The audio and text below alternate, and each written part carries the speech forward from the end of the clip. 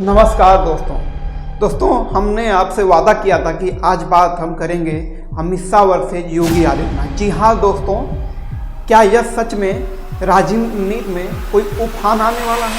मेरे दिल में बहुत दर्द है और यह राजनीति दे रही है। जी हाँ दोस्तों, एक सशक्त और एक ईमानदार मुख्यमंत्री मिट्टी को मिला देंगे, सरकार को देंगे। और एक देश के सबसे बड़े रणनीतिकार स्पीकर को बिठा देना पड़ेगा। यहाँ विषय तय होते हैं मान्यवर। और भारतीय जनता पार्टी के सबसे बड़े धुरी और दोनों ही सबसे सशक्त नेता के रूप। नमस्कार दोस्तों, मैं गगनदीप सिंह आप लोग के बीच में एक नया मुद्दा फिर लेकर आया हूँ, योगी वर्सेज अमित शाह जी का मुद्दा।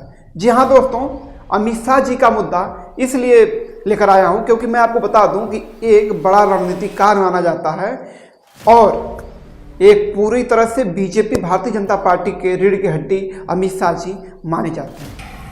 क्यों भाई, मांडिया वालों की आवाज को क्या हो गया है?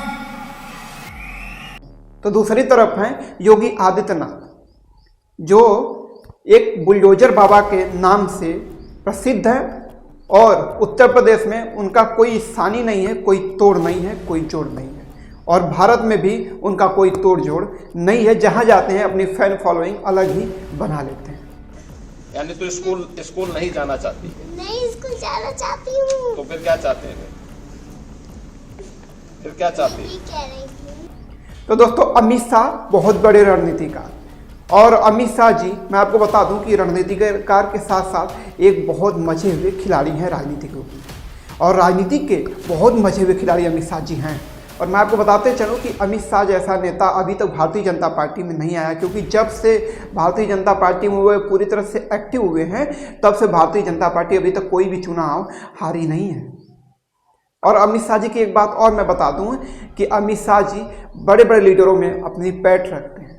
आपने देखा होगा कि अभी बीते दिनों अभी गए थे अमित शाह जी हरियाणा में, और जो हरियाणा के जो मुख्यमंत्री हैं उनकी वह बहुत दम भर तारीफ कर देते हैं और वह ये भी बोलते हुए सुनाई देते हैं कि जो हरियाणा के मुख्यमंत्री जी हैं वह किसी से डरते नहीं हैं। और हरियाणा का बजट हुड्डा साहब शायद कल देखेंगे अखबार में। हुड्डा साहब, आप 37,000 का छोड़कर गए थे। तो सुन लीजिए आप लोग इनकी पहले रिपोर्ट, उसके बाद मैं बताता हूँ। तो आप लोग ने सुना होगा कि अमित शाह जी क्या बोले, और वैसे ही अमित शाह जी धीरे धीरे अपनी पैठ बनाते जा रहे हैं। हरियाणा से महाराष्ट्र, महाराष्ट्र से बिहार, बिहार में आप लोगों ने देखा होगा कि सम्राट चौधरी उनके बहुत ही करीबी माने जाते हैं। दोस्तों, बिहार उत्तर प्रदेश में केशव प्रसाद मौर्य जी उनके बहुत ही सिपाह सलार और पंकज चौधरी जी बहुत ही बड़े उनके एकदम करीब माने जाते हैं। अभी कुछ दिन पहले ही एक फोटो वायरल हुई थी अमित शाह जी से मिलते हुए ब्रिजेश पाठक जी की, जो उप मुख्यमंत्री हैं, उन्होंने अमित शाह जी से मुलाकात की थी। तो एक तरह से अमित शाह जी की पैठ तो भारतीय जनता पार्टी में है ही, लेकिन अब वह और ही बहुत बड़ी पैठ अपनी बना रहे भारतीय जनता पार्टी में कि आने वाले समय में उनके लिए कोई एक रास्ता मतलब एकदम खाली हो और पूरा तरह से खुला हो कि प्रधानमंत्री वह जल्दी से बन जाए। मैं अमित अनिल चंद्र शाह ईश्वर की शपथ लेता हूं कि, और यही चीज ठीक नहीं लग रही है भारतीय जनता पार्टी के कुछ नेताओं को। चलिए उसके बारे में तो अलग से हम टॉपिक से अभी वीडियो बनाएंगे। चलिए अब इस पे आपको लाइव पर लेकर आते हैं, वीडियो में फिर बात करते हैं योगी आदित्यनाथ जी की। योगी आदित्यनाथ जी की बात क्यों ना हो, जब बात हो राजनीति की तो योगी आदित्यनाथ जी की बात ना हो, ऐसा हो ही नहीं सकता। तो आप लोग ने सुना पहले अमित शाह जी की बात, अब योगी जी की बात सुनिए। योगी जी का क्या है कि योगी जी बहुत ही सशक्त और एक तरह से कानूनी रूप से देखें तो बहुत ही बड़े और बहुत ही बढ़िया मुख्यमंत्री उत्तर प्रदेश के लिए रहे हैं। अभी तक उनकी बहुत ही छवि जो है बहुत ही साफ सुथरी है।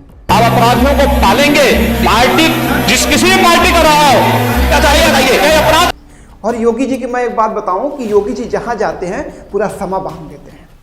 अगर आप लोग जानते हैं कि हर स्टेट में अगर कोई भी स्टेट हो, बिना योगी जी के कोई भी स्टेट का चुनाव नहीं हो पाता है। योगी जी की वहाँ पे मांग जरूर हो जाती है, डिमांड भी उनकी भरपूर होने लगती है। इसीलिए उनका नाम भी एक रख दिया गया है जिसको आप लोग बोलते हैं निक नेम। उनका निक नेम एक रखा गया है जिसका नाम है बुलडोजर बाबा। बुलडोजर बाबा जिंदाबाद। जी हाँ दोस्तों, बुलडोजर बाबा के नाम से वह मशहूर हो गए हैं पूरे देश विदेश में, योगी आदित्यनाथ जी। और मैं आपको बताते चलूँ कि योगी आदित्यनाथ जी भी बहुत ही कद्दावर नेताओं में माने जाते हैं। और योगी जी के साथ आप देखें उत्तर प्रदेश में स्वतंत्र देव सिंह योगी जी के बहुत ही सिपाह सलार माने जाते हैं। दया शंकर सिंह जो परिवहन मंत्री हैं वो भी योगी जी के बहुत ही सिपाह सलार माने जाते हैं। और मैं आपको बताते चलूँ यही नहीं है, योगी जी की जो पैठ है वह भारतीय जनता पार्टी में आरएसएस के नेताओं में भी है। मैं आपको बता दूं मोहन भागवत से भी योगी जी का बढ़िया कनेक्शन और मिल बैठ और पैठ भी मानी जाती है। में मौजूद हैं जहां उनकी मुलाकात संघ प्रमुख मोहन भागवत से चल रही है। यूपी विधानसभा चुनाव में करीब 1 साल का वक्त। और योगी जी आरएसएस के नेताओं में बहुत ही भरपूर तरीके से और बहुत ही बढ़िया तरीके से पैठ अब बना चुके हैं। उसका तोड़ना, जो वो चक्रव्यूह बनाए हैं योगी जी, उसको तोड़ना मुश्किल ही नहीं, नामुमकिन सा दिख रहा है। यूपी में तो अभी कोई भी अगल बगल भी उनके नहीं भटक रहा है। तो दोनों नेताओं की बात हो गई, योगी जी की बात हो गई, अमित शाह जी की बात हो गई। अब दोनों लोग का निचोड़ मैं बताता हूँ आपको कि इन लोग का मकसद क्या है। मकसद यही है कि जो अमित शाह जी हैं और योगी जी, इन दोनों लोग का रास्ता एक ही है, लेकिन जो मंजिलें हैं वह अलग अलग हैं। मंजिलें भी अलग अलग दिख रही हैं। कोई प्रधानमंत्री बनना चाहता है तो कोई उसमें से मुख्यमंत्री ही बना रहना चाहता है। को एक स्वर्णिम ऊंचाई प्रदान करने वाले तथा देश के एक नया अध्याय लिखने वाले। यह बातें तब तक अच्छी थी जब तक 2022 के चुनाव 2024 के चुनाव नहीं खत्म हो गए, लेकिन अब यह बातें उलट हो गई हैं। अब जो महत्वाकांक्षी हैं, महत्वाकांक्षा वह भी धीरे धीरे फूटकर आने लगी है दोनों नेताओं में। मैं आपको बता दूं कि जो प्रधानमंत्री कुर्सी खाली होने वाली है मोदी जी की, उसके बाद प्रधानमंत्री अगला कौन बनेगा इस पे माथापच्ची शुरू हो गई है। योगी आदित्यनाथ का ने एडमिनिस्ट्रेशन में अपने आप को प्रूव किया है, और प्रूव यूं ही नहीं किया है, आज वो पीएम रेस में भी शामिल हो गए। और इसी माथापच्ची में दो नाम रेस में सबसे आगे चल रहे हैं। एक नाम है योगी आदित्यनाथ जी का और दूसरा नाम है अमित शाह जी का। जो दोनों नेताओं का नाम इस समय बहुत ही वर्चस्व तरीके से, बहुत ही तगड़ा तरीके से और बहुत ही आगे चल रहा है इस समय।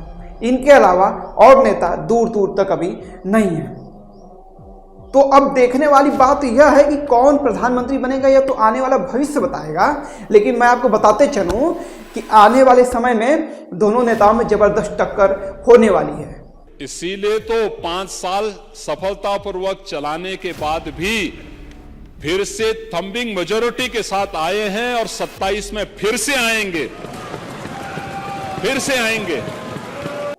आप लोग ने टैगलाइन भी पढ़ा होगा, योगी वर्सेस अमित शाह जी की लड़ाई में कहां से आए केशव प्रसाद मौर्य जी।